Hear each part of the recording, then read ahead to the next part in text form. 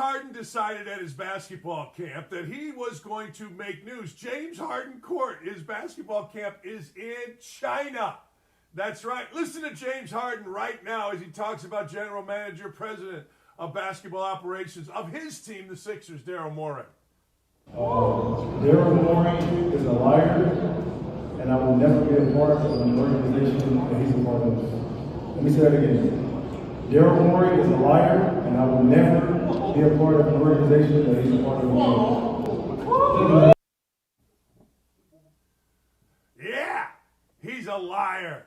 I'll never play for his organization. Really? You're not gonna? What are you gonna do? Turn down $35 million? You could have left. See, Harden could have left. But now, because, well, he's in his safe space where all NBA players go to be safe, which apparently is China. Well, guess what? Now he's a mouth. Now he's talking, and now we got to listen to him. So, once again, an NBA player who is, well, I don't know. He looked fat to me there. He never seems like he's in great shape. He puts up numbers but loses. It's commonly called good enough to get you fired. That's right. Good enough to get you fired is what I consider James Harden. So James Harden does that, and away we go. Jim Harbaugh suspension, or really? No. The NCAA, it was interesting. One of the vice presidents of the NCAA, a guy named Simpson, apparently violated his own rules somehow, some way in NCAA investigations. The coach or the folks being investigated aren't allowed to speak, but apparently the NCAA is. If you remember, Jim Harbaugh was supposed to be suspended for 4 games. He was supposed to miss the first 4 games. Cupcake. And all was going to be wiped clean. Well, guess what? The NCAA went all Hunter Biden.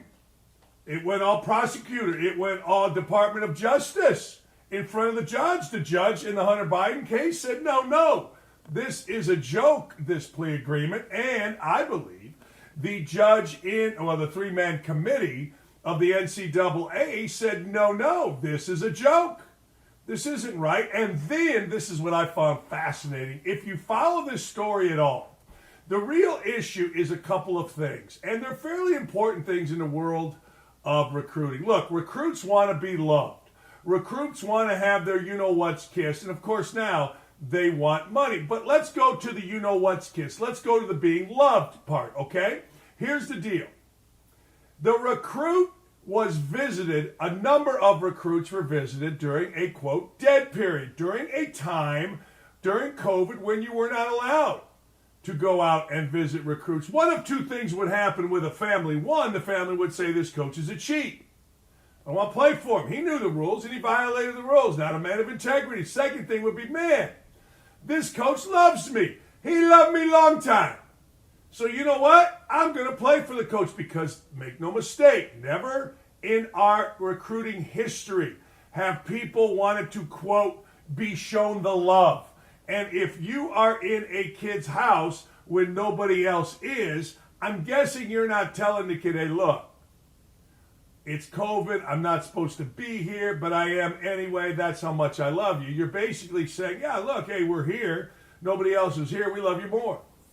And I swear to you, in the world of modern recruiting, man, oh man, mommies and daddies and agents and coaches and AAU coaches and 7-on-7 coaches and the summer coach and everybody else wants to be shown the love. So this is actually a big deal. Now, the NCAA did something I've never seen the NCAA do. They responded to social media. They responded, ladies and gentlemen, to message boards, to the Michigan fan, by saying this isn't only about a cheese bunny, a cheeseburger. No, it's bigger than that. I've never seen that happen before. And again, the NCAA can comment. Harbaugh, his staff, the people that are being prosecuted here, cannot comment. It all seems weird to me. The NCAA decided, hey, guess what? It ain't about a cheeseburger. That is a direct shot, boom, at the folks that are Michigan fans that are saying it's so inconsequential, it's so meaningless. Look, it's only about a cheeseburger. I knew it wasn't. Lying to the authorities, the governing body, whether it is the police, whether it is the government, whether it is the NCAA, is just wrong. You can't have a bunch of people that don't respect the governing body and just going to go out there and lie. That's a big issue. We'll see what happens here, but by all accounts, Harbaugh's deal now goes in front of a committee on infractions. There will probably be a letter, a.k.a. an indictment letter, sent to Harbaugh and a full hearing. We shall see what we shall see. I don't understand it. I don't know how you can cheat and then be in any kind of negotiating stronghold, have any type of leverage, but apparently Harbaugh does. This is a weird story. Wander Franco is a stud, right? He is a terrific shortstop. Franco is one of those young studs that everybody wants. Everybody says, hey, look, ladies and gentlemen, this is potentially one of the new faces of baseball. He plays for Tampa Bay. All right, well, some disturbing stuff hit. This kid Franco, now it's all alleged, but Tampa Bay is saying we are looking into social media speculation. That speculation, ladies and gentlemen, is this. God dang it, how do I not have my mic on? You would think I've done this show every day for 2 years. That speculation is that my man Franco is currently dating a 14-year-old girl. Let me say that again. That's the speculation. A 14-year-old girl is what is being thrown around on social media. Now, they being the Tampa Bay Rays, said, well, normal day off yesterday. Really? Was it? Usually the Stars play on Sunday. I'm just saying. He left the dugout in the middle of the game. He did not play yesterday.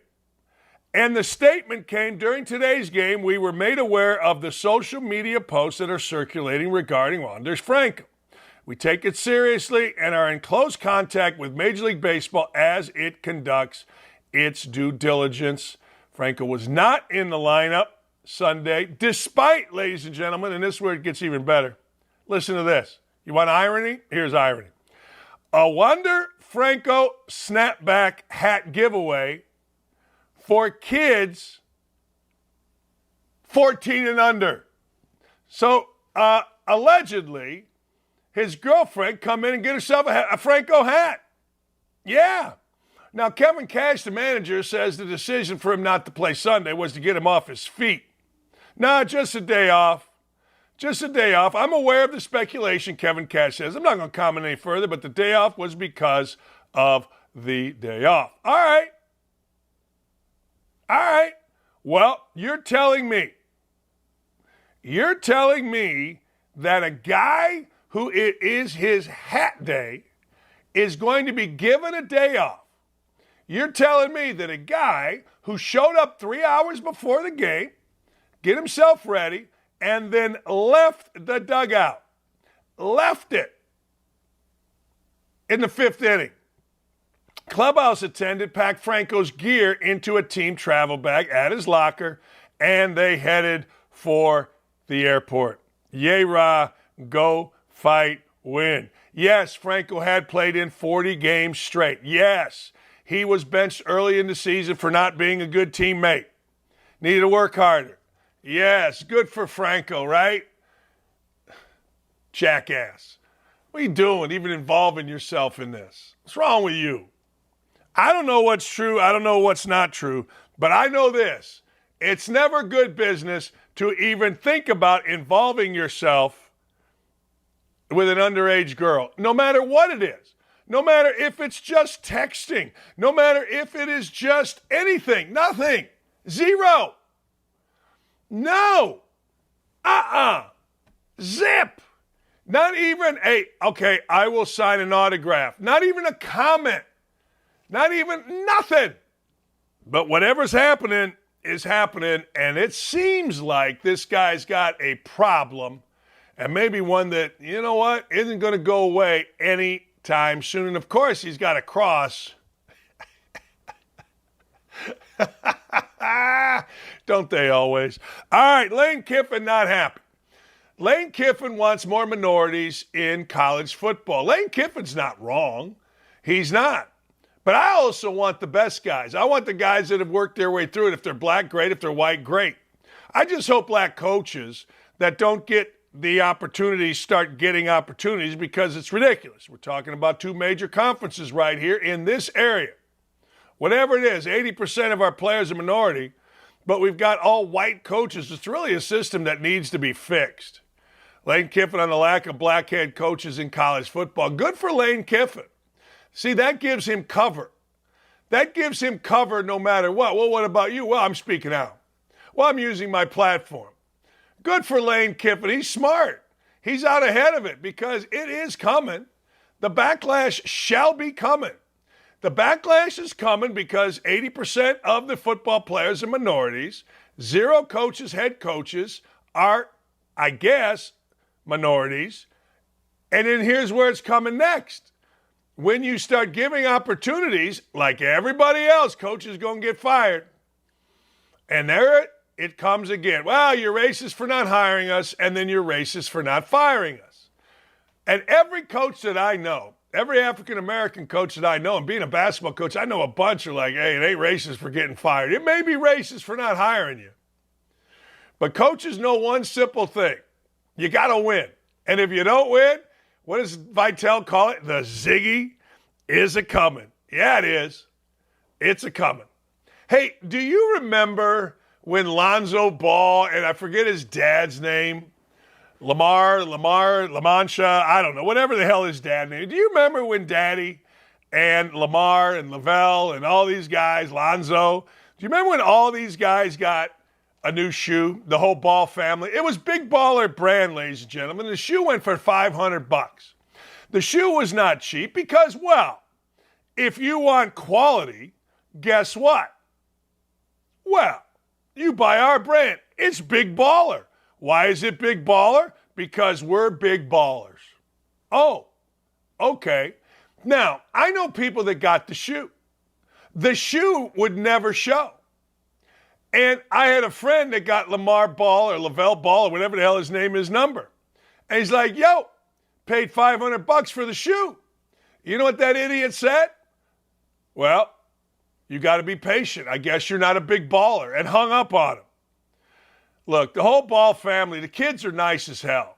The dad's an idiot, and anyone that bought this shoe, anyone that thought this was a good idea to give those clowns $500 was nuts. So now the Lakers believe Lonzo Ball's injury were caused by his own shoes. Even Ball said, yeah, I kept having to switch them between quarters. Why? Because the Big Baller brand shoe kept tearing. That's a quote. The Lakers believe the initial injury was caused by his shoe. They're complete trash. Not just thrown together. Listen to this. It's interesting. The ZO2s I was playing, and they were not ready. I had to switch them up every quarter because they would just rip. And now his career is in real jeopardy. Didn't play a minute last year. Hasn't worn the shoes since 2020, but didn't play a minute last year.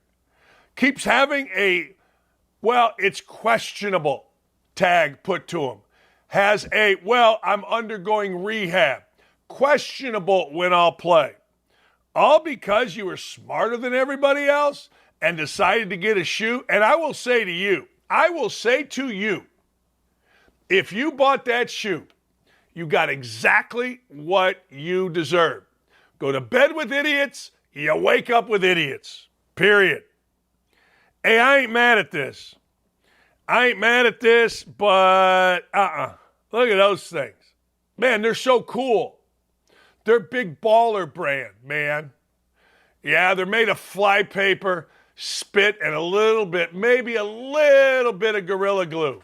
I just saw Gorilla Glue in my mom's house. I wanted to steal it from her, but I couldn't because I got some stuff I got to glue. So Gorilla Glue is on my mind.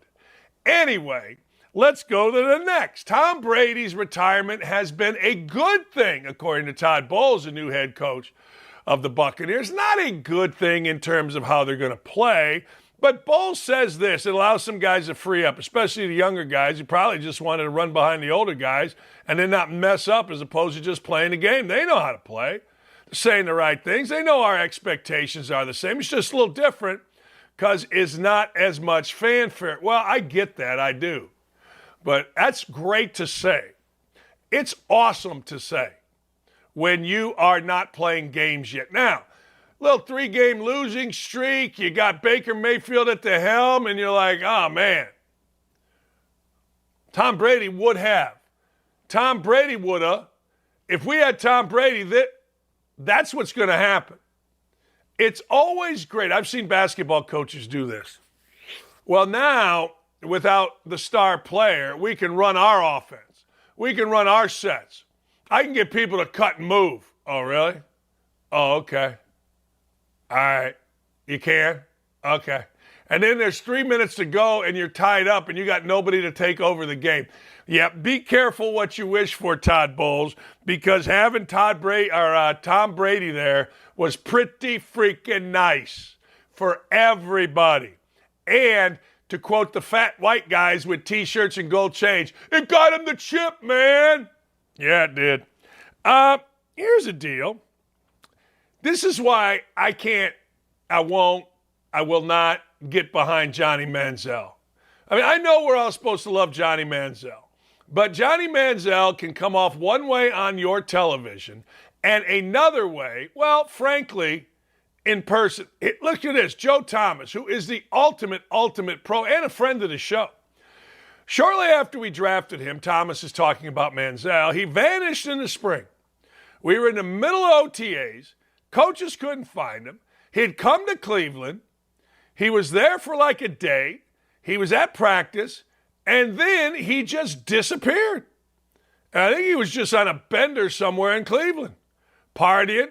Couldn't find his way back to the facility. That's a day into OTAs. This is the guy that was going to wreck the league. This is the guy that was going to stand it on its ear, man. I'm Johnny Football. Do you know how many guys cared about Johnny Football when he came into the league? Zip. Everybody's trying to make teams, get in the Hall of Fame, win championships, get another contract. That's what you're trying to do. Nobody gave a rat's. So if he found some little cretins down by the flats in Cleveland to have beers with, crank up some shots, burn some heaters, and get with some strippers, good for him.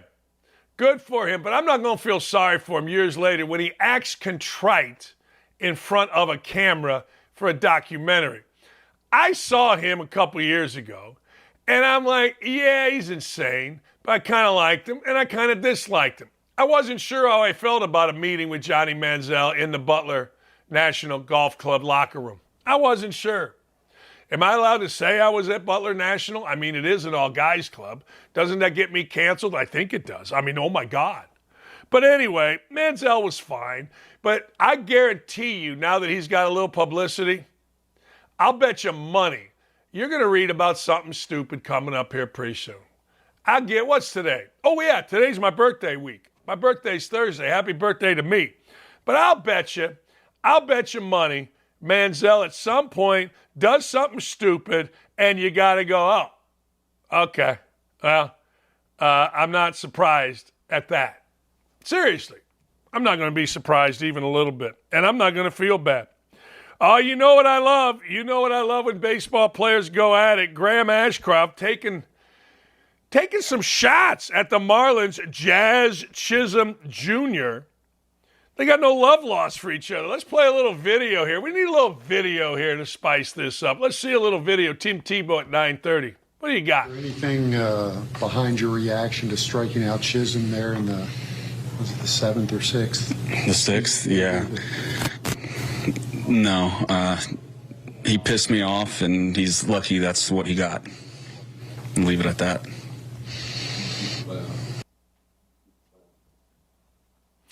Well, don't piss Ashcroft off, because you piss Ashcroft off, you, ladies and gentlemen, are going to get it. That's right. And you're going to be lucky that's all you got. Now, here's the deal. You know I love baseball fights. I'm not mad at baseball fights at all. I think baseball fights are the best. I thought the throwdown the other day was absolutely fantastic. But you got to be careful sometimes. You got to be careful that you don't get into some spats that you don't need. Here's why. Hey, we're getting down to the dog days. We are getting down to the dog days. We do not need guys getting suspended. I am going to root. I'm going to root hard. All right? I'm going to root very hard for the Cubs.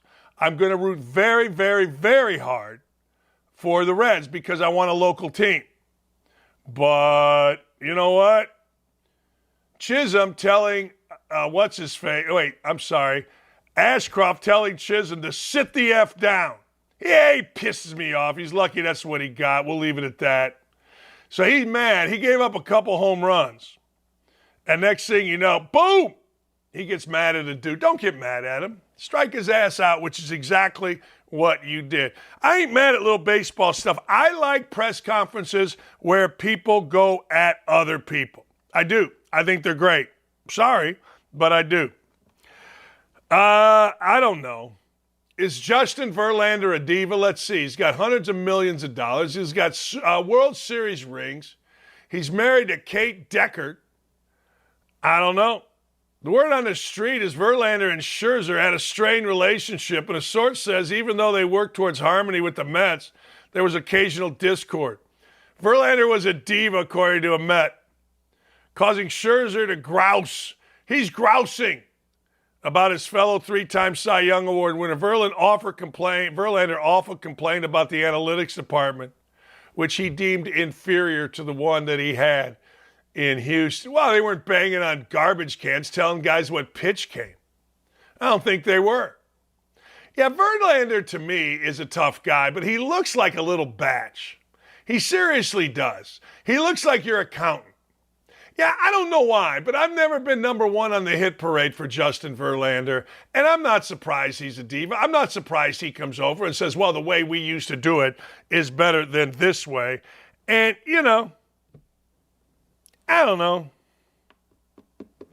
Seems to me, we have got to make sure that our players, we got to vet them a little bit if you're the Mets before we just add a bunch of dudes. I think we do. I think we just vet people. Can we vet people? Anyway, I'm not mad at you. I'm not mad at you at all.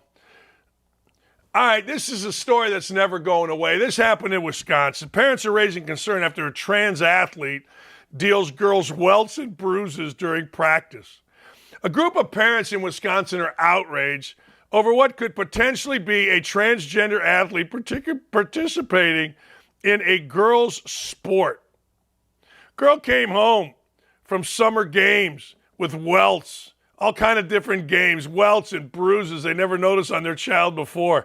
They didn't specify what sport and which school is being involved, but parents are like, yo, they're not used to the ball coming at them that hard. A lot of these girls specifically quitting this team because they were concerned about their safety. Look, I don't care about parents. I don't like parents. I don't want to hear from parents. But they do have a point here. Like if my daughter came home with welts after playing against a transgender dude, I'd be like, yo, we got to stand up here. And I'm telling you right now, this is not a story that's going away. It isn't. It ain't going away, ladies and gentlemen. And if you think it is, you're nuts. Because these dudes playing with girls are going to hurt them. They are. They're going to hurt them. We already talked to volleyball players that got hit in the face. I mean, what are we talking about here? As soon as I saw this, here's what I thought. It's always the same guys. There's a guy named Fred Smoot. Fred Smoot is always doing something. It's like that diss track, No Vaseline, by Ice Cube. He's talking about his part, always into something. Eazy-E, always into something. Well, this guy, Fred Smoot, is always, I'm telling you, always into something. Fred Smoot was the guy, just so we can recap, that had the naked stripper boat. He was the guy back when the Vikings were doing stuff. He was the guy that got the naked strip, or I guess, naked stripper boat. Everybody got arrested. Hell, I don't know. I don't know. But this guy now is a broadcaster, old Freddie Smoot. He decided he was not going to pay his support. I mean, this is like a cliche. 9-year vet. He pled guilty to misdemeanor charges from the Love Boat in 2006, which a group of Vikings players hired prostitutes at a sex party. In 2013, he was sentenced to 6 months probation for driving under the influence. In 2015, he was found not guilty of domestic violence. Somehow, some way, this idiot with this record gets to be on the Commander's broadcast staff. How about that? All right.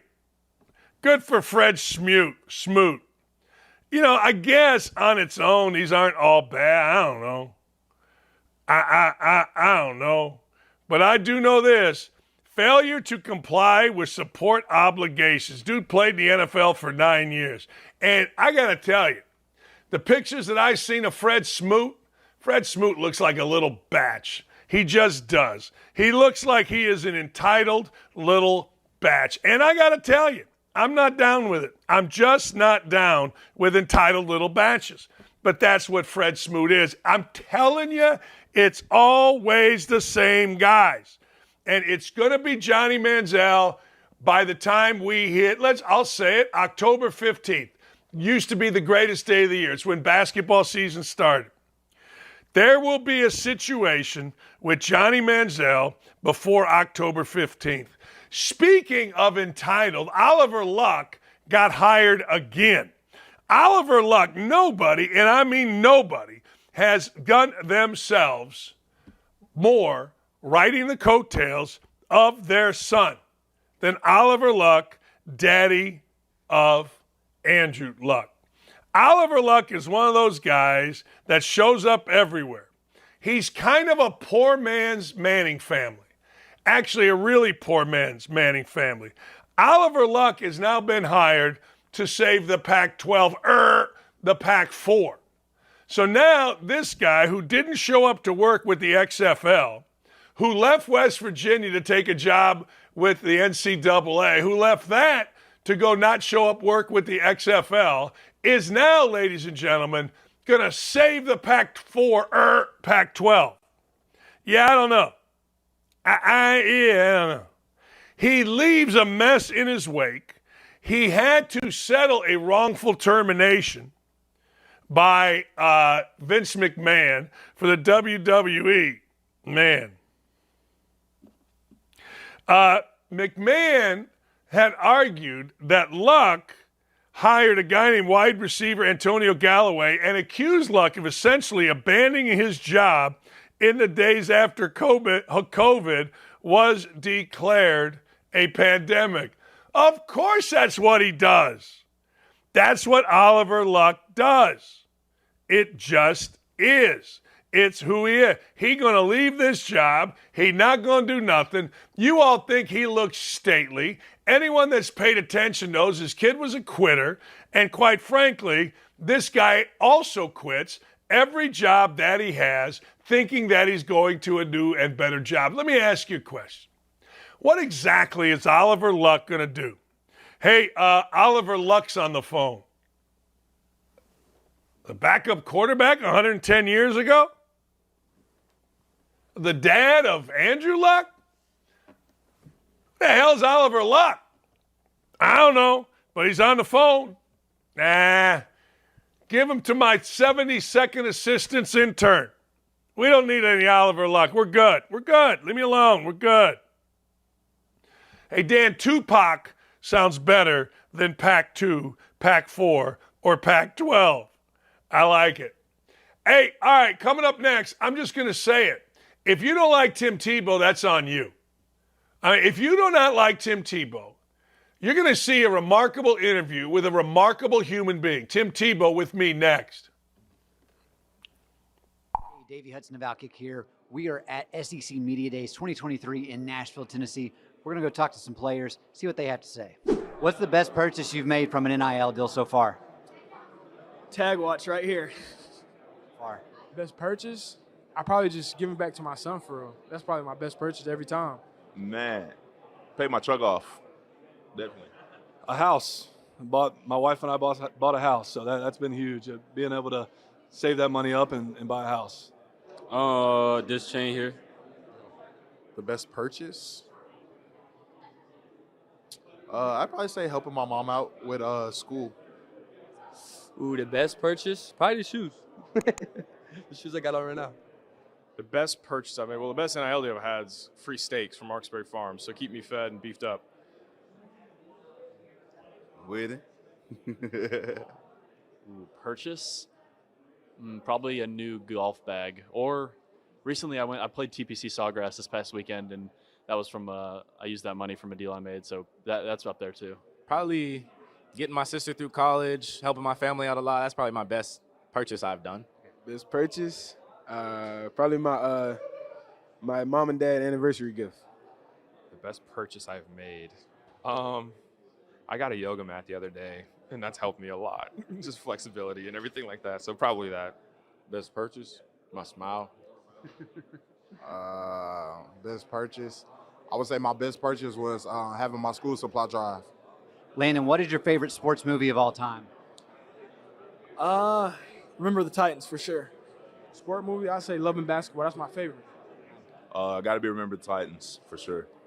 Remember the Titans. I mean, it's top movie ever. Probably Longest Yard.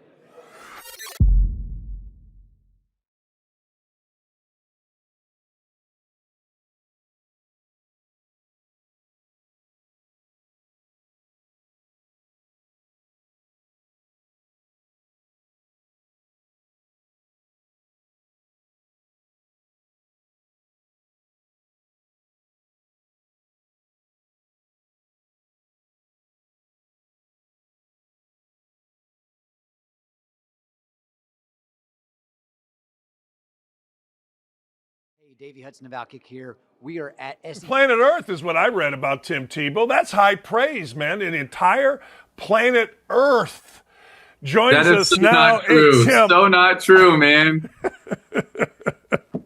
I don't know. I read it. I think I read it on Twitter. And if you read it on Twitter, it's got to be true. No? Or did I miss something? Hey, listen, not everything out there is always true, but thank you for sharing that. But it's definitely not true. I know a lot of people that are much sweeter, better, but hey, we're trying to work on it every single day. But thank you so much for having me. How we doing? Hey, it's totally my pleasure. You were great. You got a lot of memories. Urban and I were friends. I brought my son and my nephew down and stayed with him for your game against Citadel, I think it was. We were sitting on Friday night at your team dinner, and you were nice enough to come over and make two 8th grade boys, into squealing little clowns, as I remind my son, who's standing right over there, by the way. Like, you were great to them, and I've always appreciated that because everyone was pulling at you. So there you go. Well, tell him I said hey. I will, but he's gonna have to get his ass kicked here in golf in a little bit. But that's a different story by his father. But anyway, hey Tim, I want to talk about something because this is something that we've discussed over and over here. I don't understand. The Sound of Freedom comes out, and human trafficking is a massive problem, and it's not getting any better. It's getting worse. Your foundation is tackling it. You tackle a lot of issues. What about human trafficking made you decide to go all in? Well, it was actually about 10 years ago when my dad was in a third world country and he was leading a pastors' conference where faith isn't really allowed in that country, and they were underground. And then because they were underground and he was teaching these pastors, there was men that brought in 4 little girls and started to auction them off for sale. And one of the reasons why my dad is my biggest hero and role model is my dad's not someone that can look the other way or do nothing. So he took out all the money in his wallet, which was, I believe, about $1,250 at the time. And he purchased the freedom of these 4 girls. And he called me afterwards and I said, "Hey, Dad, how's the trip going? How you doing?" And he said, "I'm doing pretty good. Timmy, I got to tell you, I just purchased the freedom of 4 girls." And I was like, "What? What are you talking about?" And I knew that day that even though I wasn't there, that God pricked my heart, and I knew it was a fight that we were supposed to be in. And we were already in multiple countries serving people, and we already had a hospital and orphanages. But I knew that this was one of the greatest evils in the world, and we were supposed to get in that fight. And so we built the first hate foam, and we've been continuing to serve, and now we're able to have 18 safe homes and 20 more in progress right now. And we're just trying to get to as many lives in as many ways as possible. There are so many different areas that this evil has spread to. And, our heart is to try to combat it any and every way possible, to be able to be on the front lines, to push back this evil. And our biggest heart right now is with this Unknown campaign, because in one of the law enforcement databases, there is at least 50,000 boys and girls that have been abused in such severe ways, and also nobody has been able to identify or locate them. And that is why this campaign is called the Unknown campaign, because our heart is to be able to identify them, to locate them, and then to be able to rescue them. And we just believe that every single life is worth us doing everything possible to be able to get to them, because we know that they're not unknown to God. They are known to God, and they better be known to us. And so we better be willing to do everything and anything we can to get to all these precious lives. Safe homes are crucial to this. You've got to get somewhere. Once you identify, you've got to get the people that are trafficked somewhere safe. Yes, sir. That is just so important. And it's our heart to have long-term restoration, to be with the survivors, these women and sometimes men and boys and girls, to have long-term restoration, because they have gone through some of the worst evils someone could possibly go through, and to be able to care and put the right team and coaches and support around them, to be with them as long as needed, to give them the care that they deserve, so every single person can experience the faith, hope, and love that they deserve, because they are loved the way that they're supposed to be. Tim, do you feel, is our government even remotely adequately taking on this challenge? Are they lacking? Where are you in terms of what our Department of Justice, our government, law enforcement, where are they at in this in your mind? Well, I think that there is some amazing law enforcement that are doing some amazing things. We are fortunate to serve with Homeland Security in a lot of different areas, to serve with ICMIC, to serve with NICMIC, to serve with ONEMI Global Solutions, so many different groups of law enforcement. So we're fortunate to serve with local law enforcement as well. And there are some amazing heroes in law enforcement that are doing everything they can to get to so many lives. And so I want to say I'm so grateful for so many of the heroes that are out there serving and fighting.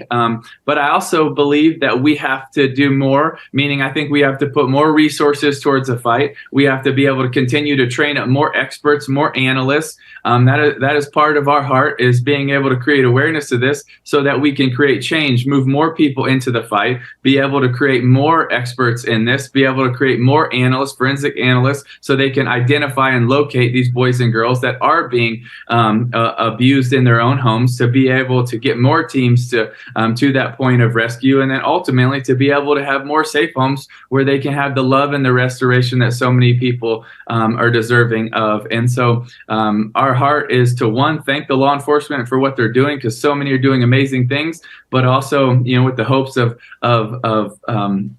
having more people step into the fight as well. You're dealing with something, and this is from your website, $150 billion yearly. That is what this trafficking, human trafficking, the money it generates. 40 million victims are trapped in this. I'm not sure people understand the magnitude of this. It's in your own city. It's in your own town. It's all around your own state. Absolutely.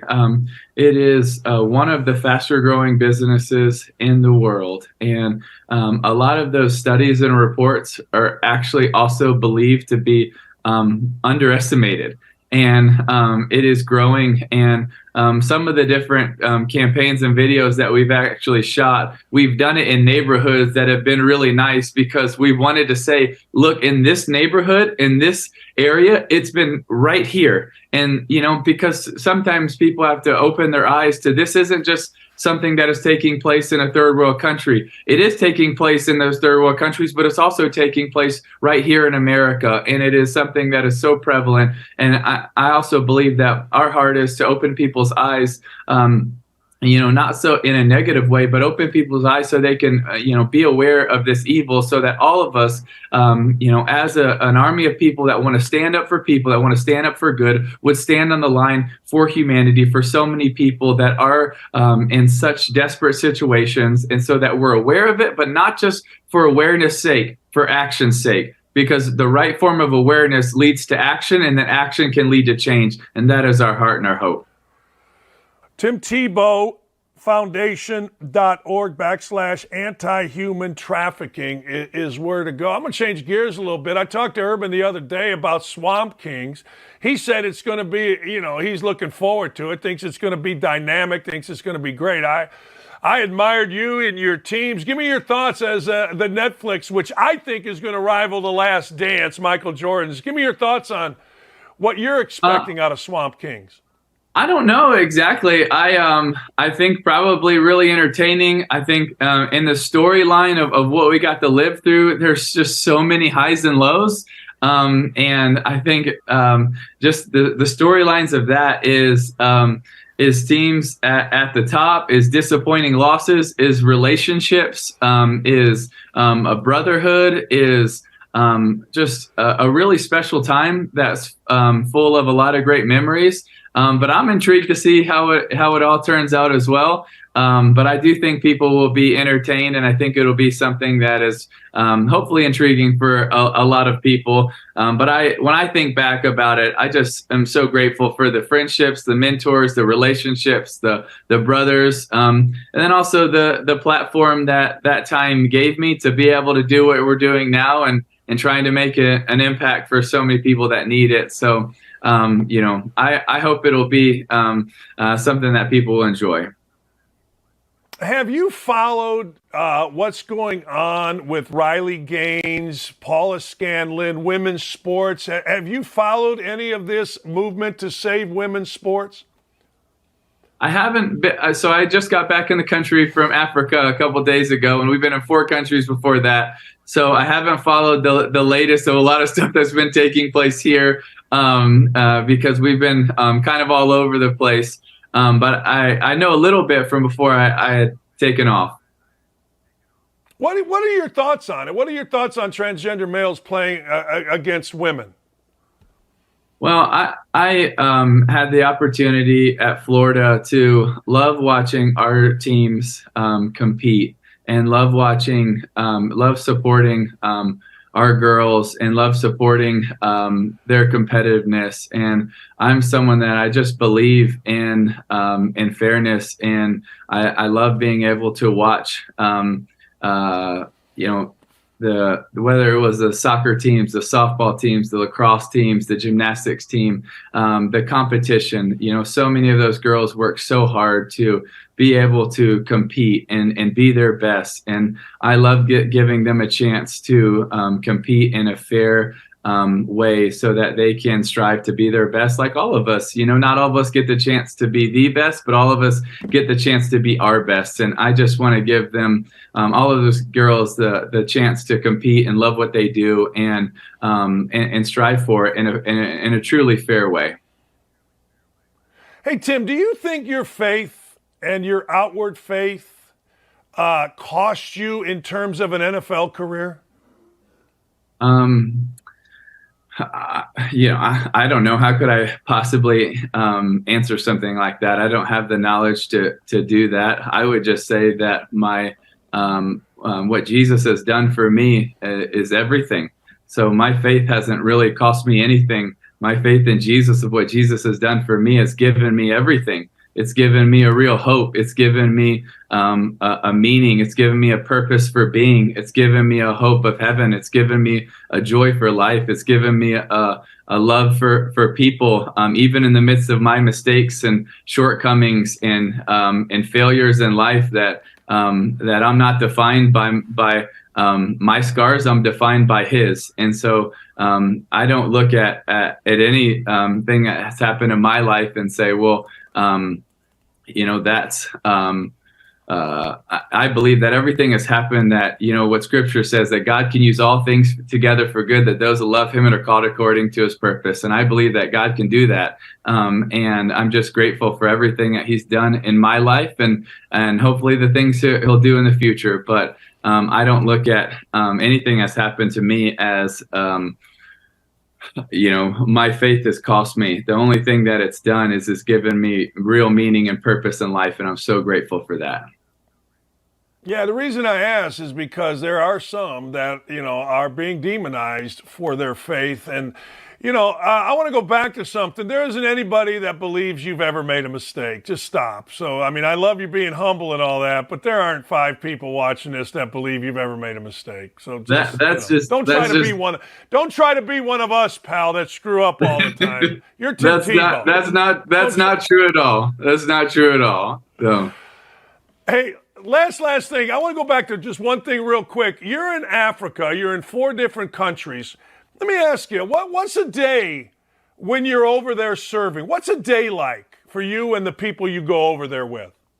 Well, it depends where we are and what we're doing in the area in which we're serving. One of our favorite ministries in Africa, we get to do a lot of different things, but one of our favorites that's so near and dear to us is our baby rescue program with our partners at Impact Africa, because in Johannesburg alone, every day there's 3 to 4 babies that are thrown away. And so being able to get to these babies that are thrown away, we have baby safes, so that we always try to keep all of the encourage the women to keep their babies, but if they're gonna get rid of a baby, we just encourage them, please put in their safe, or please, be able to, keep it in a safe place, so we can be able to take care of this boy or girl and be able to get it a forever family. And we just believe every single life is just loved and is treasured and is valued by the God of this universe, and we want to do the same. Are you ever shocked? This is the last thing I'll ask you. Are you ever shocked looking back at, I don't know, how people, maybe now even, I don't know, but certainly in Florida, kind of lost their minds at the sight of you? Like, I remember watching you had to come up with cops past Urban's office to get out of the swamp. You couldn't just walk through like a normal player. You ever look back at that and go, wow, what was that? Well, it was, the support was so awesome. I grew up a Gator as a diehard fan, and I loved getting the chance to compete as a Gator, and I'll always be a Gator. And so I loved the support. Every now and then it would be hard to kind of move around or do some of the things you wanted to. But I also remember what it was like for me when Danny Werfel signed my autograph at my home church when I was 8 years old, and the impact that it had on my life. And so I never, sometimes you do have to sometimes get through crowds and get to the next thing, or else sometimes life wouldn't, always help you be on time. But I also love being able to stop, and if I can create a memory or a moment or something special for a boy or girl or a family, then what a blessing that is. What an opportunity. And I just never want to look at that as an inconvenience. I want to look at it as a blessing. And maybe I won't always have that opportunity where someone wants to actually say hey to me. And so while they do, I hope I have the attitude of that's a blessing, not a burden, but something that is a special opportunity. And I never want to be too busy for that. Thanks, Tim. I appreciate you coming on. Thank you. And thanks for all you're doing. Thank you so much. We'll talk soon. It's my pleasure. Nice talking to you, Tim. That's the great Tim Tebow. The Tim Tebow Foundation is doing wonderful stuff. Look, human trafficking is just god-awful. We've talked about it numerous times on this show, and I don't think enough attention is paid to what Tim was saying. Like, they don't just go into third world countries. They're going into nice neighborhoods. They're going into places where I guess you would never suspect, but if you've paid any attention at all, you know that human trafficking is a massive, massive problem in this country, and it affects all. We thank Tim for coming on. Go to timtebowfoundation.org and see how you can help. We'll be right back. The two biggest social media giants, Elon Musk and Mark Zuckerberg, are set to battle it out, and I'm here on Broadway asking people who they put their money on. I think Mark Zuckerberg will win. Why do you think that? Because I think he already trains MMA, so he's got like the prior experience and stuff. I mean, they're both billionaires, so they have the opportunity to get the best training. But I think Mark Zuckerberg will pull away with the win. Elon Musk. Why do you think so? Because he's bigger. Bigger, okay, but Mark Zuckerberg's been training jiu-jitsu for 9 months. Do you think that matters? No. Zuckerberg, he's part alien or robot, so he may have some secret powers that we don't know about. I was gonna say, is that an advantage? Does he have an advantage over Elon Musk then? Yeah, I mean, if he, sheds his skin and becomes an alien and eats everyone, yeah, I think so. Elon Musk is mental, so Elon Musk. All it is just he's mental, he's mentally crazy, so. He just wouldn't care, would he? Okay. He'd just absolutely go for it. I think Zuckerberg would be a bit more refrained. Okay. If that should ever happen, which I doubt, but you never know, it'd be entertaining. Elon Musk or Mark Zuckerberg? Elon Musk. Why? Because my dad is in love with Elon Musk. Okay.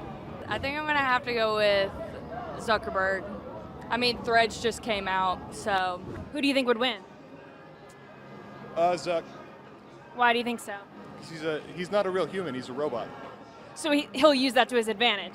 Yeah, and all the Krav Maga stuff, too, yeah. Who do you think would win in a fight, Mark Zuckerberg or Elon Musk? Elon Musk.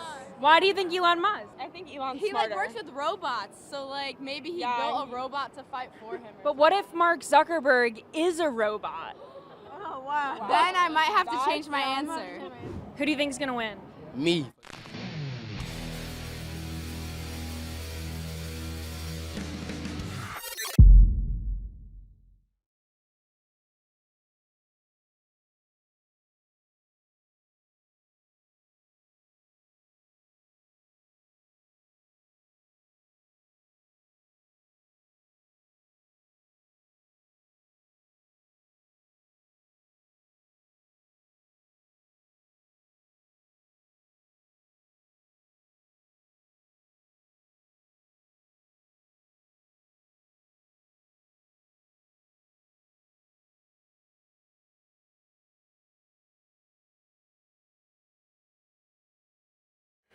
I will say this, and I will say this. If you don't like Tim Tebow for any other reason, other than he whooped your team's ass, I get it, but Georgia Bulldog fan may not like Tim Tebow. Florida State guy, you're in state. Miami guy, I get it. You may not like Tim Tebow if you're at Tennessee. I get it, but if you don't like him as a human being, that's on you. That's strictly on you. That's on nobody else. But, period. That's it. Because that, ladies and gentlemen, is one good dude. I'm going to go a little off script here and talk about, and I'm going to do this with Chad Withrow as well. We're going to talk for a moment about preseason football. Jonathan Taylor, the stud running back here for the Indianapolis Colts, is expected to return to camp this week. He's been not only off-site rehabbing, but he's been out of state rehabbing. So Jonathan Taylor, who is our stud here in Indianapolis, he is our Gazda, our guy, our bell cow, our whole deal here, particularly after I watched the Colts in the preseason and wide receivers are dropping balls. Richardson's throwing off his back foot. I mean, what are you going to do?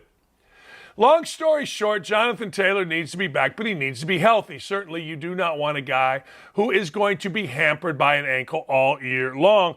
But I got to tell you, I want Anthony Richardson to be really, really good. And what I saw to Anthony Richardson, I guess it was Friday or Saturday, hell, I don't even know, he was fine. I mean, rookie, first game, everything's pretty vanilla. He was fine. He threw one off his back foot. Chuck Pagano went to Twitter, said it was a wide receiver's fault. Whatever. The only thing, and I've talked to you about this before, that matters to me, and it should matter to you, is winning and losing. There is nothing. I don't want to hear any excuses. I don't want to hear nothing. When it comes to the NFL, There are two things that matter. Did you win? Did you lose? And you could put them together as one thing. But Richardson was fine. I mean, he's exciting. He can throw it. Okay. Is he going to be great? I don't know. But I ain't mad at him. Now, two things here. National media, Richardson doesn't look good. Local media, Richardson looks great. Here's what I'm going to say. I don't care. Now, start the season. I do care. Get to September, 11th. I do care. You start doing that, I do care. But watching him, I know we got to talk about it. He looked fine. He's fine. They didn't score. The coach, Shane Steichen, said he looked poised. Poise was what mattered in this. All right, hey, if you say it, I'll believe it for right now. You haven't given me, Steichen hasn't, any reason to think otherwise. But hey, look, we shall see what we shall see. I think it would help everybody. I do. I think it would help literally everybody if Jonathan Taylor came back. But what are you going to do? I'll tell you this, though. I tell you what's interesting. The best thing to watch this year is going to be Dak Prescott. Dak Prescott has always been, one week, he's Joe Montana. The next week, he's Joey Bag of Donuts. But I feel, and you can tell me I'm wrong, but I feel like even this year, it is ramped up. Like, I feel like this year, all the shows that you like, whether it's Cowherd or whether it's Carton or whoever it is, that's what they want to talk about. They can't talk enough about Dak Prescott. Would you want Dak Prescott? What quarterbacks would you take in front of Dak Prescott? Where would you go instead of Dak Prescott? Ba-ba-da-ba-ba-da-ba-ba-da-ba. My head's screaming like, oh, man. All right. Dak Prescott's greatly horrible. That's what I got. Hey, I don't know, man, but I did watch some Trey Lance. And Trey Lance, I don't know. I don't know. I just don't know. I mean, I know we're all supposed to, I guess we're all supposed to say Trey Lance is the future. I watched him, and I don't know. I think he's fine. Let's put it that way. I think all these guys are fine. Justin Fields is going to be the same as Dak Prescott. It's going to be the same thing. I get it. It really is. It's going to be... Everybody seems to throw an interception. Let me explain something to you for Colts fans. Trevor Lawrence threw an interception in an exhibition game. It's going to happen. I've not watched football every Sunday since 1969 to tell you that, hey, look, there's going to be somebody go career interception-less. No, it's not. So everybody is going to throw an interception or 10. And if you're really good, you're going to throw a bunch of touchdowns, maybe 3-1, 4-1 to interceptions. But that one is going to be there. So don't jump up and down, stand on your head and crap snowballs about an interception in the first preseason game. I don't want to hear it. I don't want to hear it. I don't care. I don't. Tell you what else is starting. Zach Wilson love. Zach Wilson played pretty good. I'll tell you what else I'm starting. Frank Reich can't coach his way out of a paper bag, and I don't even know what that means. I told you before, when you got to tell people that you are a Mensa guy, you ain't no Mensa guy. And I know my guy Jay Glazer went at me on Twitter when I said Reich was a bad coach, and he said he was an elite coach. Jay never coached, never played. He's a best insider in the business. But I know dudes that can coach, and that dude cannot coach blind turkeys to take a dump. Malik Willis and Will Levis locked in a battle. We'll talk to our friend Chad Withrow about what all this means. We're talking some NFL with Chad Withrow, one of the hosts, along with our friend Jonathan Hutton of Hot Mike. You can see it here at 3 o'clock. We'll be right back with Chad. Okay, so normally I take what I read in the Washington Post or New York Times with a grain of salt, given both publications went from newspapers of record to more useful for toilet paper. But When I saw and read this particular article, yeah, it bothered me. According to this reporting, Trump's PAC Save America has doled out more than $40 million on legal costs in the first half of 2023 alone.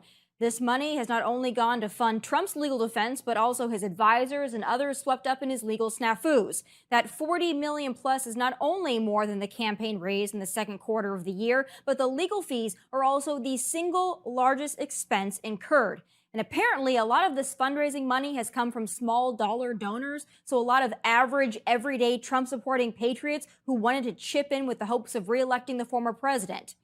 So listen, if Trump-supporting patriots are well aware their hard-earned money is going to help pay down the legal fees for a billionaire business mogul, that's fine and dandy. And y'all can obviously send and spend your money the way you see fit. I know many Trump supporters want to help him win these largely political, unfair, and BS legal battles. I just wonder if now that some of you know what your money is going to pay for, given a lot of you are probably not billionaire business moguls flying on private jets, that might make you a little salty, because I sure would be. Now, before y'all go for my mega jugular, listen, I agree that the former president is being unfairly put through the ringer and that the system has been rigged against him in a lot of ways. I get it, and I agree. Just know what you're paying for. That's all I'm saying here. But on to the second part of these final thoughts. I see some on Twitter, and really only on Twitter, have their panties in a twist because Florida governor and Trump challenger Ron DeSantis was seen drinking a beer with the good folks of Iowa. Oh, the horror, I know. Good Lord.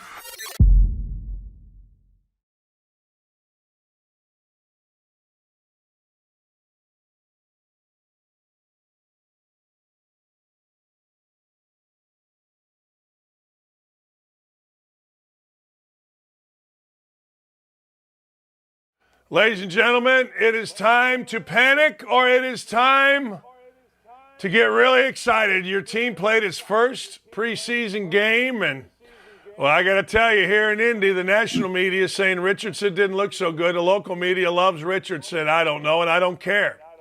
But in Tennessee, they've got some interesting stuff. Will Levis, Malik Willis, they played, both okay. What'd you think, Chad?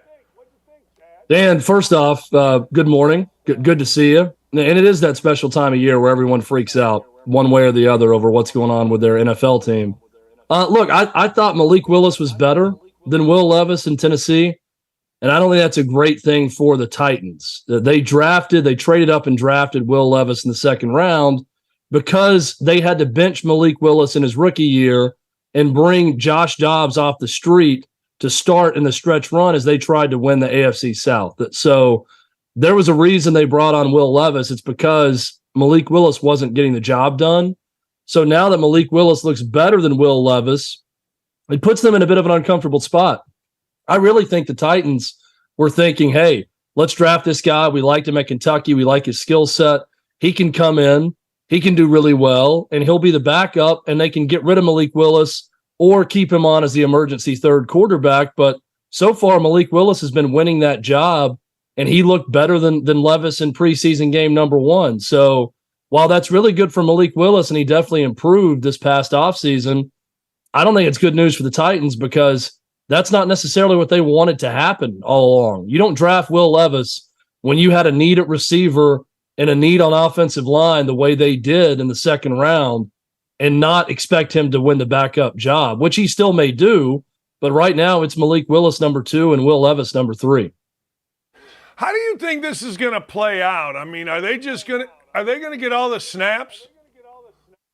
Yeah, I think so. Look, Mike Vrabel, if you want a hint as to how he views preseason football, the guy didn't even coach his team on Saturday. He let Terrell Williams be the head coach. This is a coaching staff that does not care at all about preseason reps. Sure, there's going to be some back-end roster guys winning special teams roles in some of these preseason games, but they evaluate way more in camp than they ever would in a game. Again, so much so that Mike Vrabel doesn't even coach the game on Saturday. So that's how they view it. Tannehill's not going to play at all this preseason. It's going to be Levis and Willis battling it out for number 2 the rest of the way. How good? All right. the upside of both, right? I mean, the hope has to be that both of these guys show themselves to be legitimate starting quarterbacks in the NFL. That has to be the hope here. Oh, that's absolutely the hope for both guys. And think about it, Dan, both guys were projected to be high first-round picks at one point or another. Malik Willis, throughout the draft process, many thought he was going to be the first quarterback taken in that draft. He was not. For Will Levis, same thing. He was going to be a high quarterback taken in the draft. Falls all the way out of the first round. Titans have a chance to get him in the second round. They trade up and do so. But I look at guys like that, and look, there's a reason that Malik Willis is a third-round pick.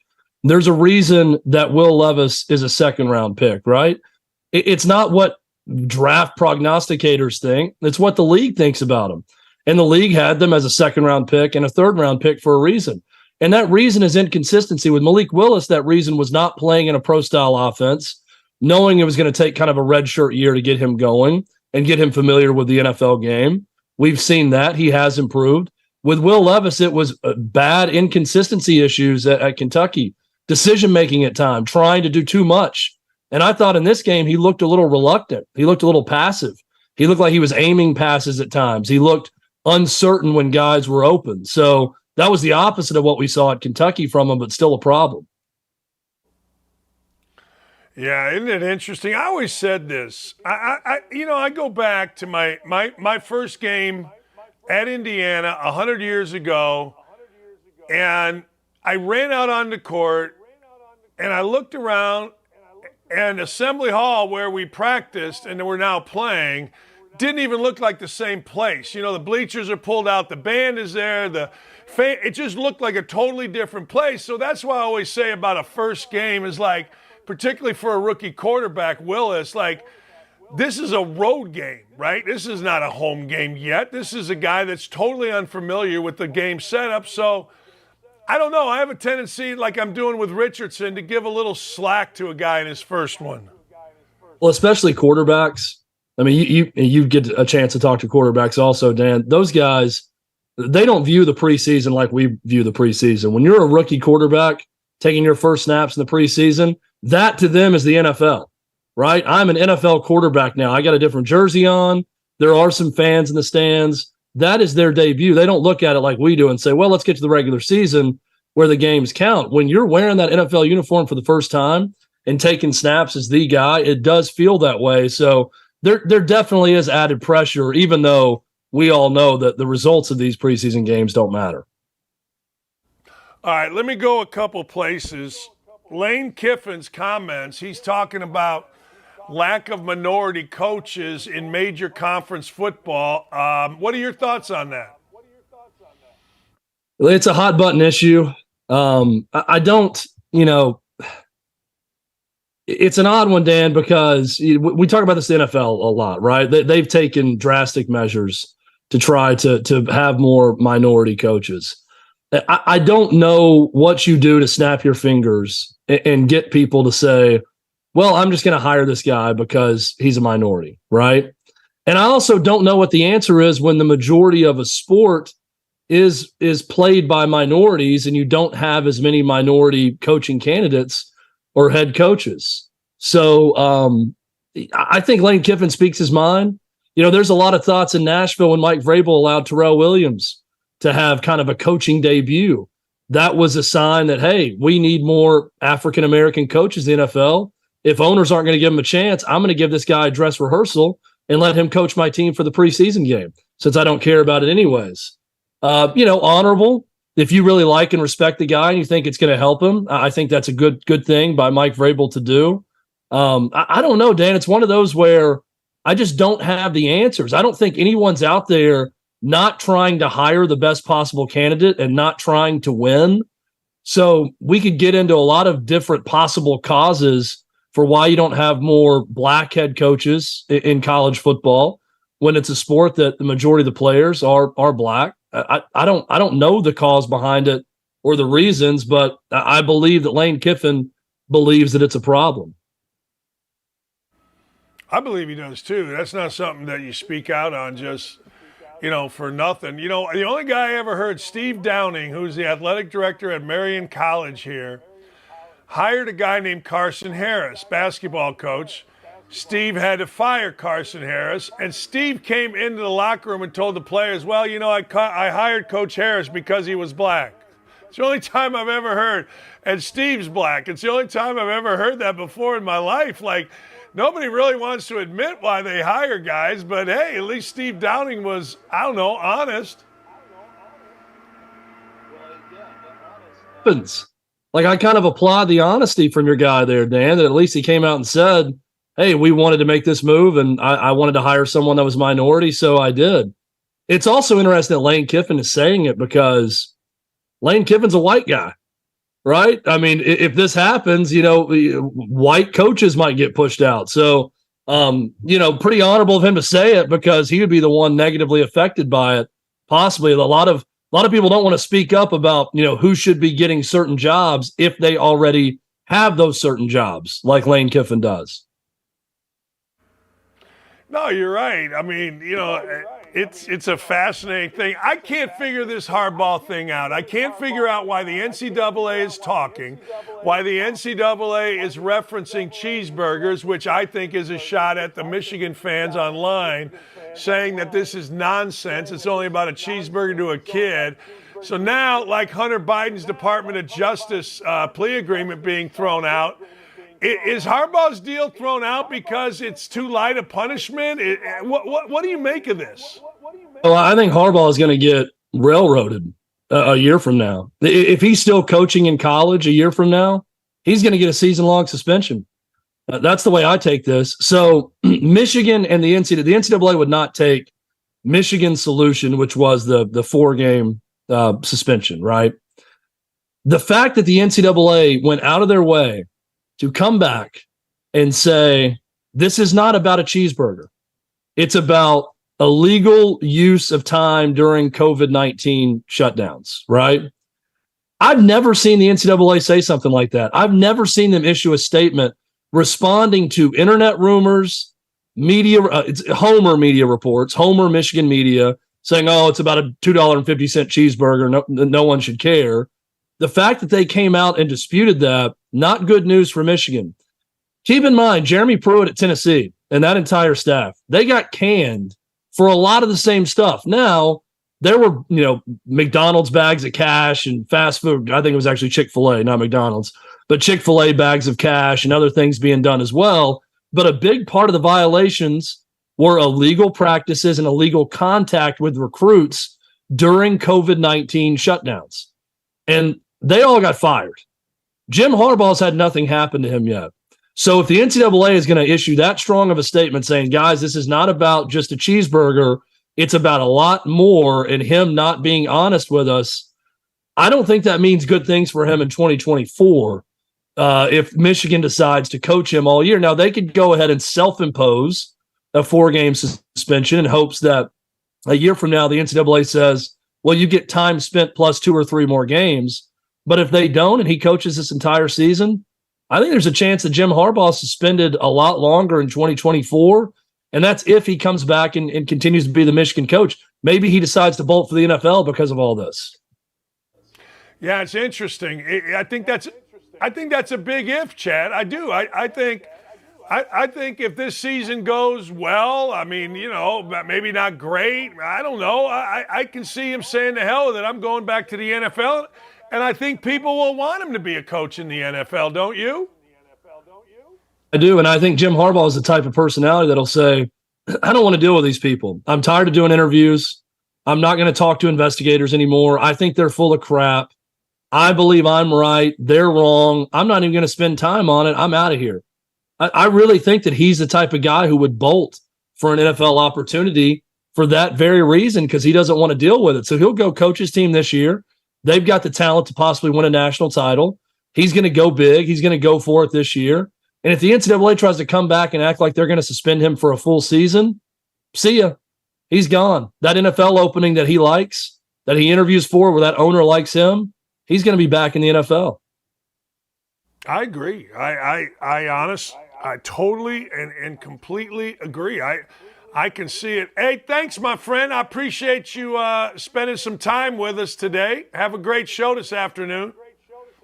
Appreciate it, Dan. Always fun joining you, and work out that soreness from all the golf you played this weekend. Work it out this week, and you'll be fine. See you, buddy. I think it was 105 holes. Appreciate you. But, one of the things, and if I'm going to talk about it, my son and my nephew, we play this idiotic game, and it gets to be a lot of money. And your boy Double D, after having a birdieless streak of about 30 holes, knocked in a birdie from about 30 feet to win, oh, man, I don't even know how much, and then finished them off with another birdie. We played till dark 30 on Friday, played only 27 on Saturday, and then Sunday, I don't know how many we played. Must have played 45 holes. I have zero idea. All right, stock up and stock down, ladies and gentlemen. Give me yours. Floyd Mayweather, stock up to you. See, Floyd Mayweather is one of those guys where it is always something. It's always something with Floyd Mayweather. Well, Floyd Mayweather decided, you know what, this something is going to be good. So he reached out to the victims, or many of the victims, of what's going on in Maui. What's going on in Maui is horrific. Downtown Lahaina fires, and I mean, it is absolutely destroying a beautiful, beautiful place. I mean, it is killing it. So here's what he did. Mayweather personally paid for about 68 families to be flown from Maui to Honolulu to escape the raging wildfires. He's also been providing food, water, and assisting in their search for a place to live. He's been working and coordinating with local hotels and shelters the past few weeks. He's partnering with H&M to bring clothes and shoes to those who had to flee. I mean, literally flee within minutes of their houses being consumed and engulfed in flames. Man, the Maui deal is so heartbreaking. At least 55 people as of now have died. Hundreds missing. Stories of people having to dive in the Pacific Ocean, swim to other parts of the island because, well, the fires had blocked all other areas of escape. The governor, Josh Green, said it was like a bomb going off as drone footage shows houses completely gone.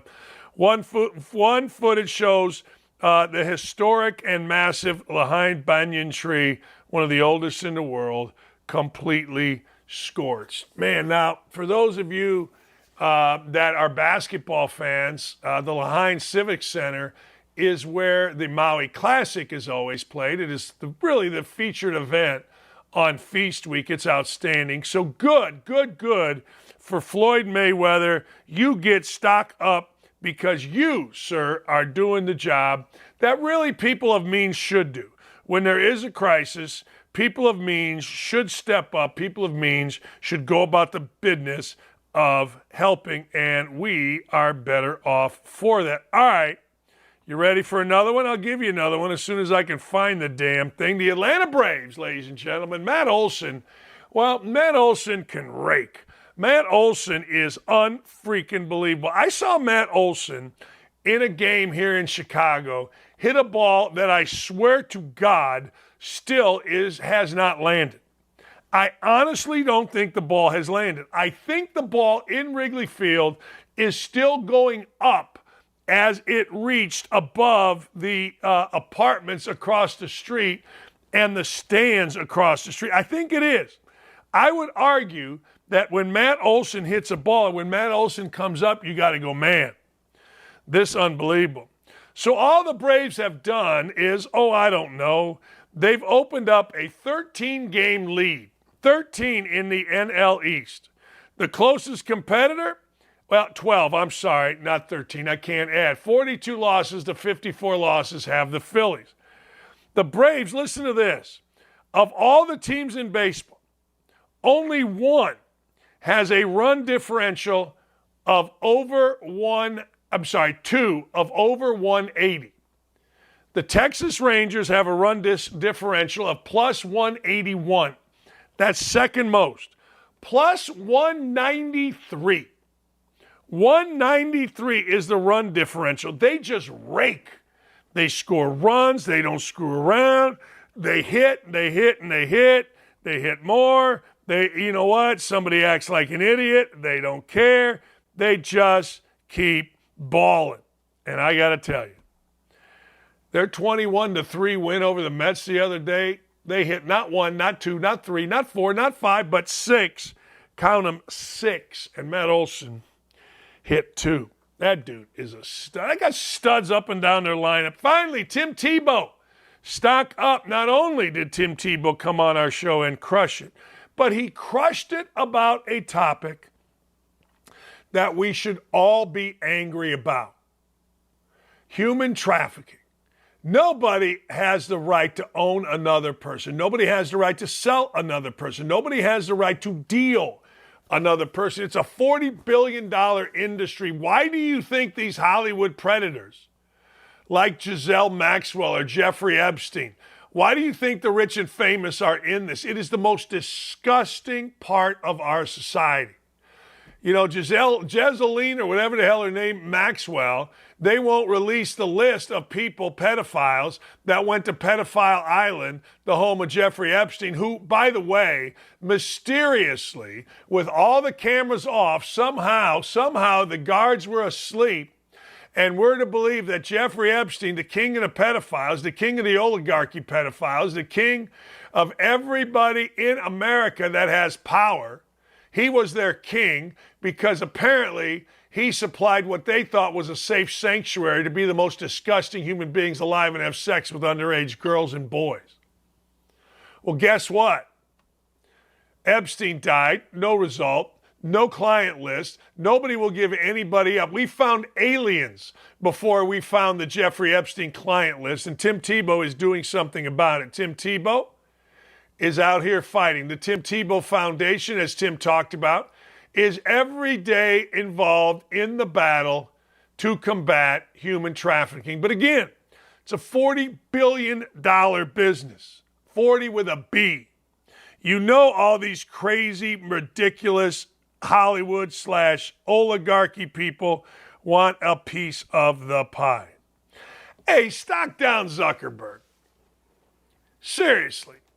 Zuckerberg, all right, I guess I don't blame you, but Mark Zuckerberg, he of Meta, has canceled the fight with Elon Musk, he of X. So guess what? Zuckerberg says, I don't think Musk is serious. He wants to fight on his own terms. He doesn't want to train. And ladies and gentlemen, he's not serious about the sport. Zuckerberg is apparently serious about the sport. So Zuckerberg wants to only fight somebody that's serious about the sport. All right, okay. If that's what you're telling me, I can get down with it. I guess. I don't know. This seemed to me too ridiculous to be true. I would watch it. I said the other day I want an undercard of a UFC championship bout. I want an undercard of a boxing championship bout. But this whole thing, it just seemed ridiculous to me. Because whoever loses will never wipe the shame off. Unless, ladies and gentlemen, it is a bloodbath.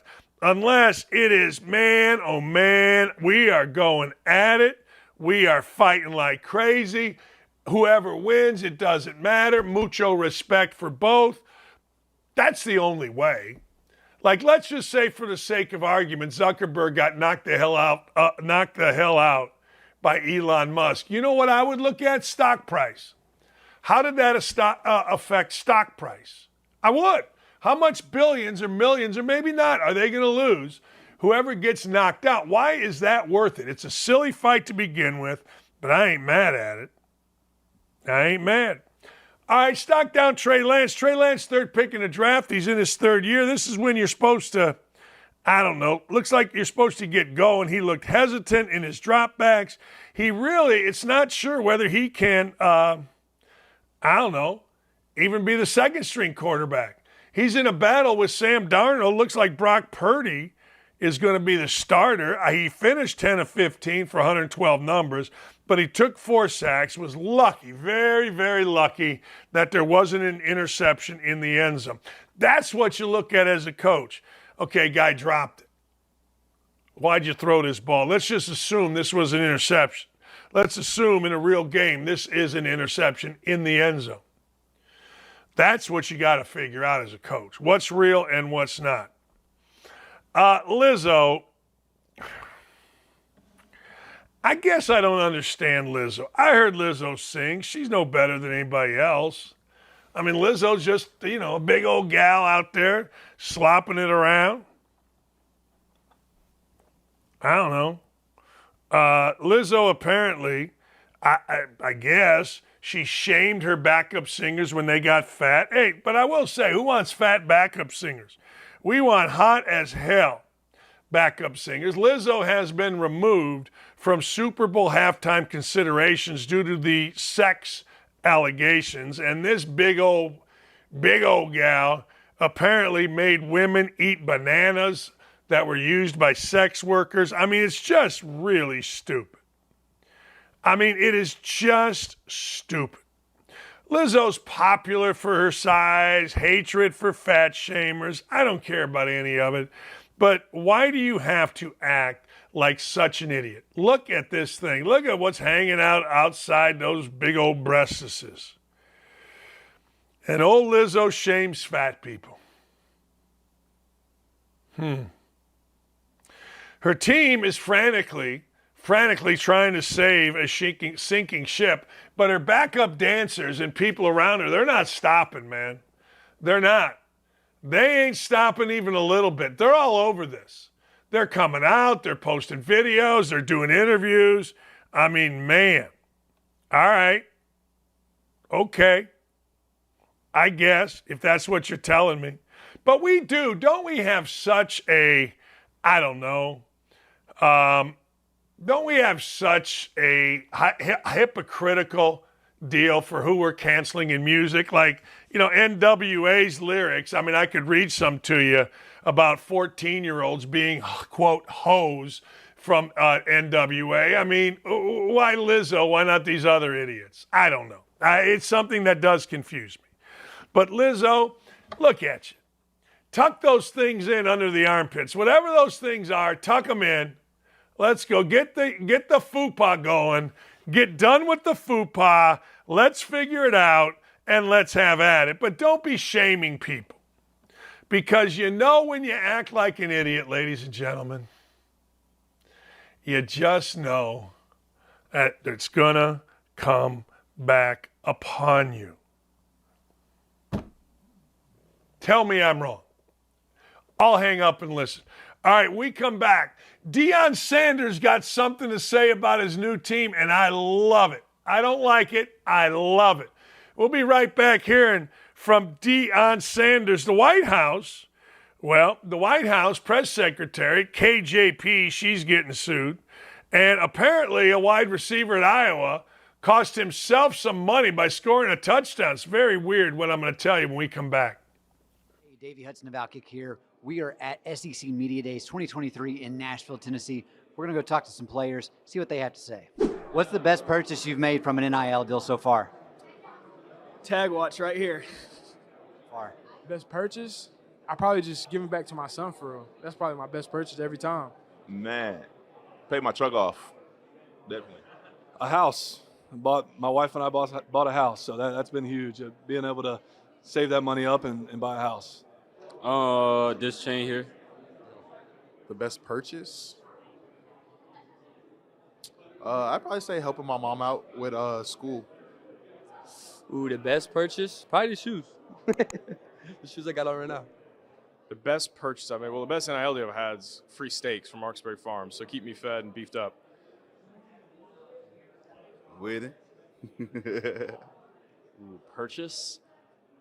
Probably a new golf bag. Or recently I played TPC Sawgrass this past weekend, and that was from I used that money from a deal I made, so that's up there too. Probably getting my sister through college, helping my family out a lot. That's probably my best purchase I've done. Best purchase? Probably my my mom and dad anniversary gift. The best purchase I've made. I got a yoga mat the other day, and that's helped me a lot. Just flexibility and everything like that. So probably that. Best purchase? My smile. Best purchase? I would say my best purchase was having my school supply drive. Landon, what is your favorite sports movie of all time? Remember the Titans for sure. Sport movie, I say Love and Basketball. That's my favorite. Got to be Remember the Titans for sure. Remember the Titans. I mean, it's top movie ever. Probably Longest Yard.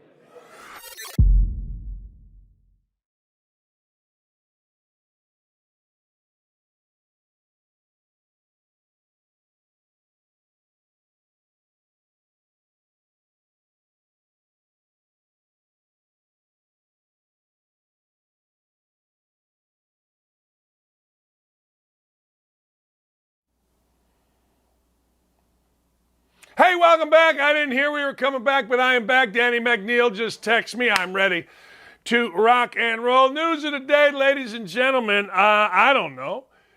Jonathan Taylor going to come back and hang out with the Colts? I'm not so sure. Maybe he is. Maybe he is not. I thought Richardson looked fine. He threw a nice pass to Alec Pierce, who dropped it. Alec Pierce, you got to catch the ball. I mean, all the media guys told me, hey, look. Alec Pierce is looking great. Nah, I'm not going to do it. An Iowa wide receiver. Now, this is interesting. An Iowa wide receiver bet the under in one of his games. Now, I'm going to say that again. An Iowa wide receiver bet on against his team, which is the under. I'm just telling you. That is the under. If you bet the under, you are betting that your team does not score. Now, you may see it differently, and I'm curious if you do. But to me, an Iowa wide receiver, let me say it again, bet the under in one of his games. All right? Guess what happened? He scored a touchdown to make it the over. He scored a touchdown. This guy did. This dummy, Iowa State, both of them had a team that had players on it that are betting on their own games. So a wide receiver, guess what? Caught a pass, ran it in, touchdown. He lost his bet. He lost his bet, ladies and gentlemen. See, you can say whatever you want, but that is abso-freaking-lutely betting against your own team. You're standing on the sideline hoping your team does not score. Now, I got to tell you, I'm not letting that kid play any sport ever, in any city. Never. You cannot bet against your team. Serious business. Now, I'm just telling you, maybe the offensive coordinator should be fired. If the players think you're so crappy that you can't score. I mean, all right. Backup kicker Aaron Bloom was sweating out a crucial field goal at the end of a blowout rivalry win. His teammates were all thrilled with the victory. He had to see if the inconsequential field goal would cash or lose his bet as the clock wound down. Arlen Bruce IV, there you go, 4-star recruit. He's now a wide receiver at Oklahoma State. He's currently away from the team because of his involvement on this. He's got things to work on outside of football, said Mike Gundy. Bruce is said to have placed 19 wagers on his own team while at Iowa. 2 of them were the under. One of them was a game against Northwestern in October. The point spread 37.5. Bruce bet the under, which means less than 37.5. He scored a meaningless touchdown with less than 6 minutes to go, to put Iowa ahead 32-7. Ladies and gentlemen, 25-7, you win. 32-7, you lose.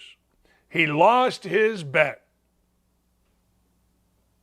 I don't know how that guy ever plays football again. I mean, there's other places. You can go to the XFL, you can go to Canada, you can go anywhere. But I don't know. I would not, never would I allow that kid to play college football ever again. Or any of these guys, the kicker waiting on a field goal. Nope, not doing it. Apparently, Karine Jean-Pierre has powers. Apparently, she, the press secretary of the United States, is getting sued. She's getting sued because she decided it was a good idea to take away somebody's press pass. Now, you know me, I have absolutely zero respect for reporters. I have none. Zero zip. But I got to tell you, this guy, Simon Adebayo, has been a thorn in, KJP, I want to say this right. He is arguing that the White House policy for revoking press passes and press access violates the First and Fifth Amendments. Biden's White House announced new rules in May that for the first time allowed for the rescinding of a press pass. That doesn't seem right. That does not seem right. But they did it, and now you're going to have to fight it. The White House is not commenting. Adebayo says his press pass expired July 31st. He's not been able to renew it. 975 reporters with White House hard passes. Hard passes allow journalists to come and go from the White House briefing room and press room freely. Reporters without hard passes must contact the White House to obtain a day pass. This guy, Adebayo, has been very critical. He works for Today News in Africa, and he has been the center of many blow-ups. All right. Adebayo, has said many times that Jean-Pierre looks at him and picks him, or looks at Adebayo and picks him.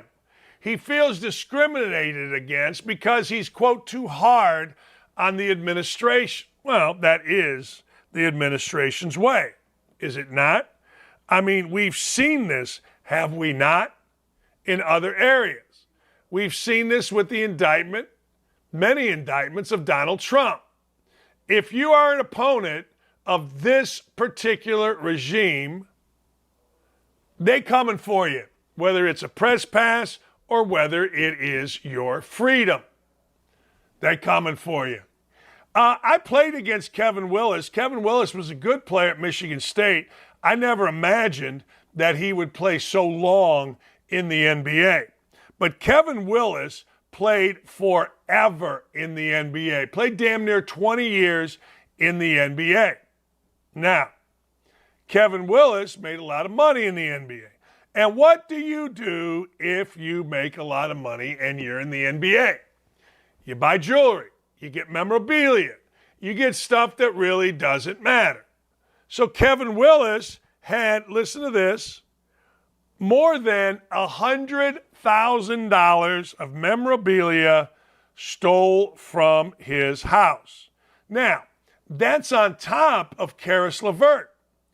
Caris LeVert, ladies and gentlemen, said this: I'm going to have a party. I am. It's going to be a good one. It's going to be a bash. I can't wait. My peeps are all going to be there. All right? Well, guess what? His peeps showed up. Guess what? His peeps, one of his peeps gals, one of the people that crashed it, maybe his non-peep, took a $93,000 watch. Yeah, watch. From the party. Willis, let's go back to him. He noticed let's go through the litany. 10 of his former players' jerseys were missing from his Roswell, Georgia storage locker. A rack of clothing worth $9,000 was also missing. He says the jerseys were framed. This stuff came from when I was playing. They've been around for 20 years. They took all the high-profile personnel that was out there, took all those, and left 4 of them back or something like that. So you got to ask. Let me ask you something. if you were one of the 4 that thieves said, nah, I want these. I don't want those. Wouldn't you be a little embarrassed? I mean, I would be. Seriously. I mean, I'd be a little embarrassed. Like, wait a second. You guys took him and not him? All right.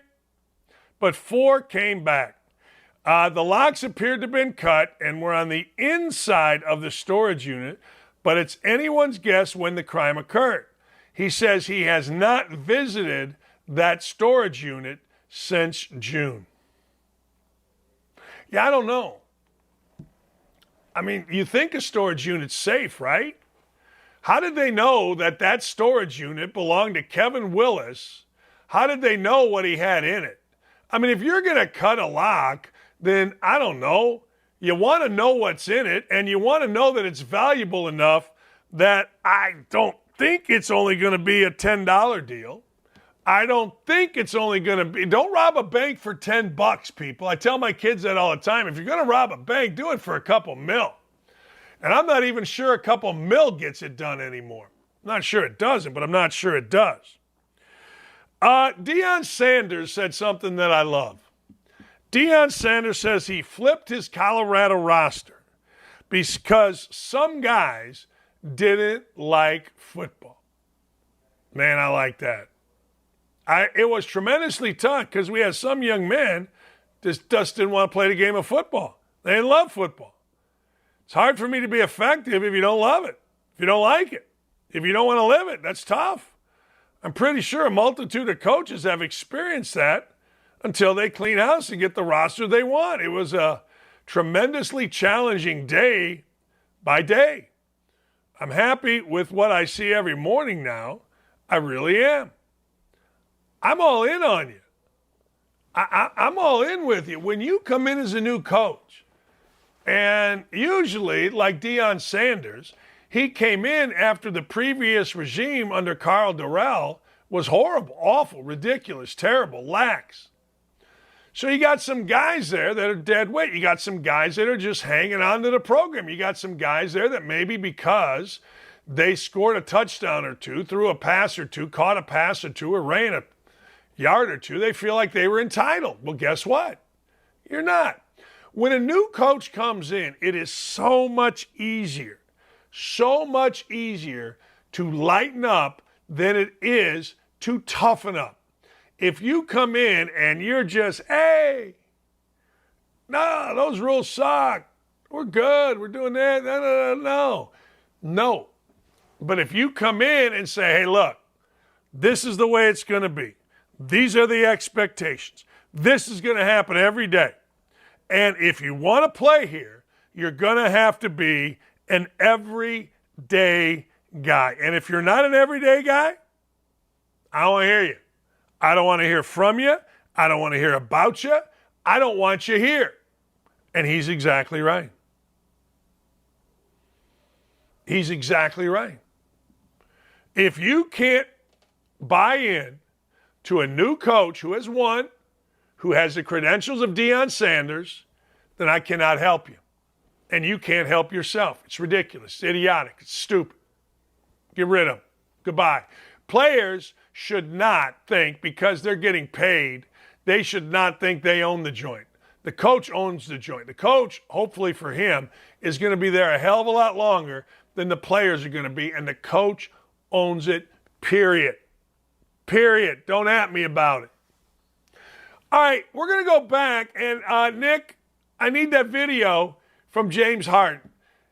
James Harden's in China because apparently this is where NBA players go on their off day, on their off week, in the off season.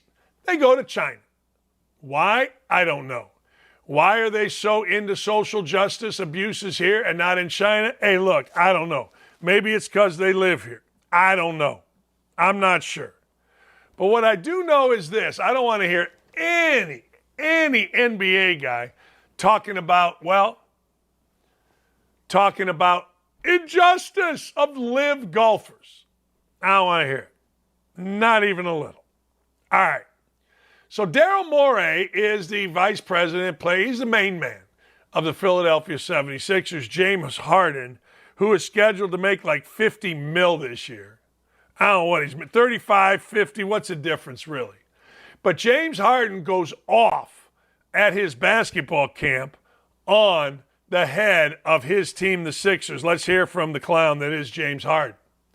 Harden-Morey is a liar, and I will never be a part of an organization that he's a part of. Let me say that again. Harden-Morey is a liar, and I will never be a part of an organization that he's a part of.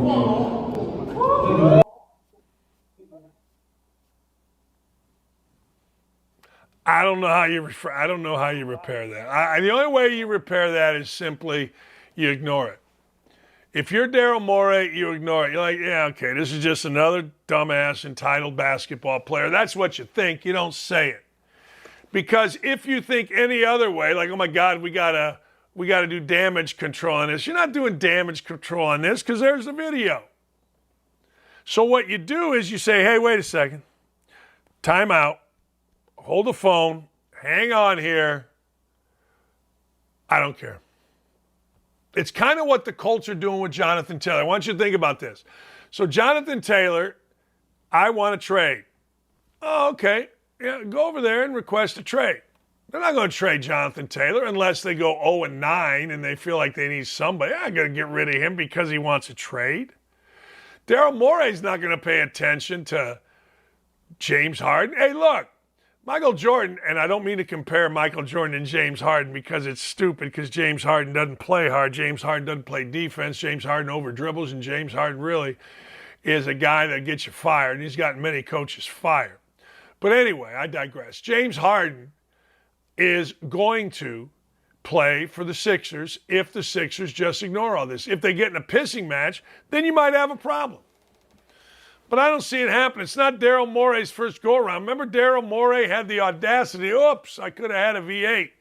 He had the audacity to criticize China. Well, let me ask you a question. Do you think it's a coincidence that in China, James Harden is criticizing Daryl Morey to curry favor, maybe curry a little bit of more money, maybe to curry a better deal? Do you think it's possible? I certainly do. I'll give you an interesting one. Kyle Shanahan, the coach of the Niners, said this. He said, we had him ready to go. We had Phillip Rivers ready to go. Phillip Rivers was going to play in the Super Bowl if they needed him based on quarterback injuries. Remember what happened? Remember Brock Purdy got hurt. Jimmy G was out. So they were looking right here. Lance was out.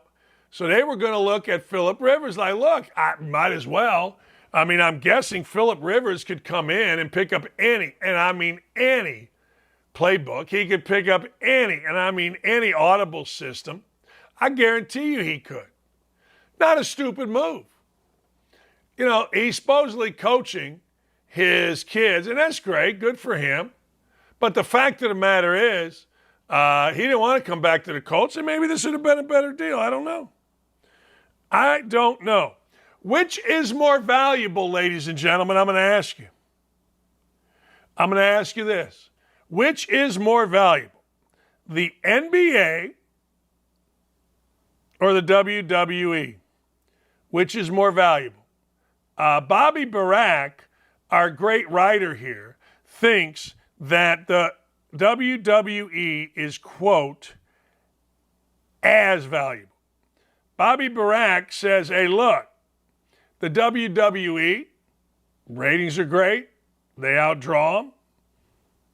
Listen to this. Disney and Warner Brothers Discovery, WBD, pay the NBA $2.6 billion a year. They hope to triple that to $7 billion. All right? Now, the NBA this year wants a third or fourth broadcast partner. Deals with WBA and Disney, they are done after the 2025 playoffs. WWE earns around $200 million annually. All right? USA Network and Fox pay the WWE $470 million to air Raw and SmackDown. Those deals expire in October of 2024. They also earn around $200 million from a deal with Peacock. That's live events. The NBA is the real sport, Bobby says, thus the easier seller to blue chip sponsors. No one can honestly dispute that. However, more viewers watch WWE per week on USA and Fox than the NBA on ESPN, ABC, and TNT. Monday Night Raw averaged 1.8 million viewers year to date. Friday SmackDown, 2.2 million. By comparison, NBA, 1.6 million. WWE is year-round. NBA is seasonal. They got to pay for production. The NBA does. WWE includes production at no cost. It's going to be interesting. Last summer, WWE SummerSlam drew between 2 and 3 million on Peacock.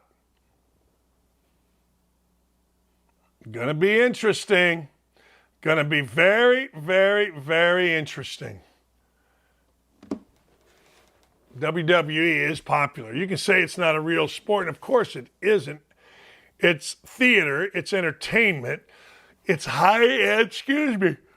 it's high-end activity.